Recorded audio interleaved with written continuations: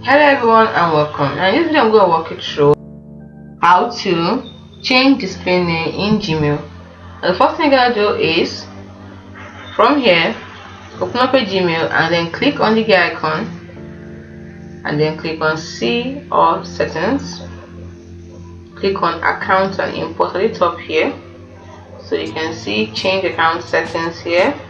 We're looking for send mail as. This is the send me as, so this is the name I put there. Just simply click on edit info, change to the original name you want to put it, and when you're through you click on save changes. This is update the name that appears in the front field of your outgoing mail. So once you've done that, that's it. You can also change the name associated with your Gmail address. You can only change the name associated with your Gmail address. You cannot change the actual email address itself. So note that. So that's it. That is how to change display name in Gmail. Thanks for watching. See you in the next video.